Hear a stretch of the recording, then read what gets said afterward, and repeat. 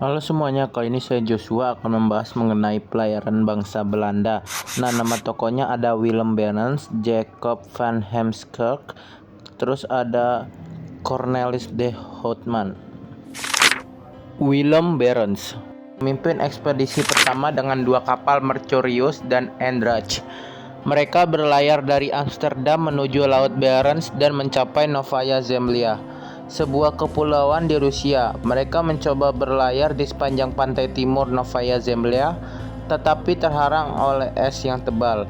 Akhirnya mereka berputar balik dan kembali ke Belanda. Pelayaran ini tidak berhasil menemukan jalur timur laut, tetapi memberikan informasi penting tentang wilayah Arktik. Selanjutnya dia melanjutkan lagi ekspedisinya yang kedua dengan 2 kapal, yaitu Mercurius dan De Vliegerhart. Mereka berlayar dari Amsterdam menuju Novaya Zemlya dan mencoba mencapai Tanjung Cheluskin, titik paling utara daratan Eurasia.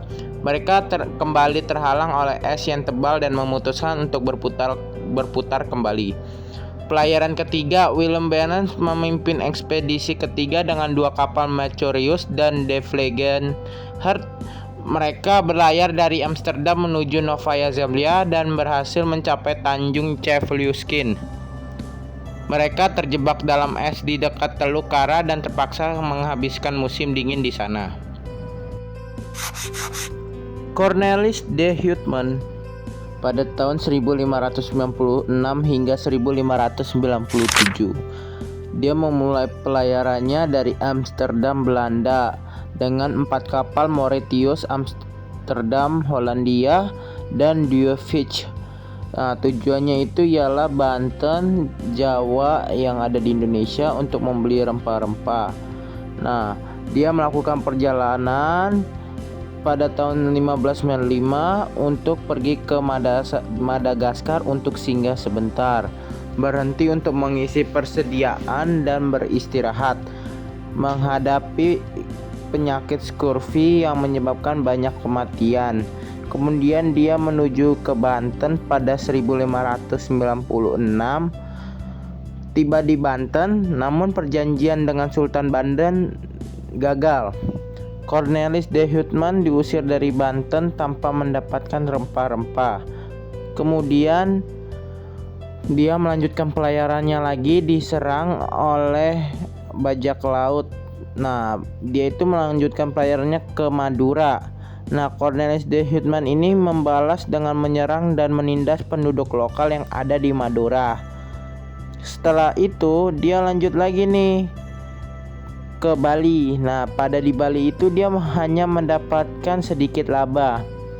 Karena dia sudah merasa kurang untung, dia kembali ke Amsterdam pada tahun 1597. Kapalnya itu memiliki kesulitan, yaitu salah satu kapalnya terbakar dan dihalangi oleh Portugis. Hanya 87 dari 249 awak kapal yang kembali. Jacob van Heemskerck pada tahun 1598 hingga 1599 berangkat dari Texel yang ada di Belanda. Jacob van Heemskerck berlayar sebagai letnan dalam ekspedisi kedua Belanda ke Nusantara, dipimpin oleh Jacob Cornelissen van Neck. Armada terdiri dari 8 kapal. Dia itu terpisah dari armada utama. Armada dihantam badai besar dan terpecah menjadi 2. Van Neck dengan 3 kapal melanjutkan perjalanan ke Madagaskar untuk mencapai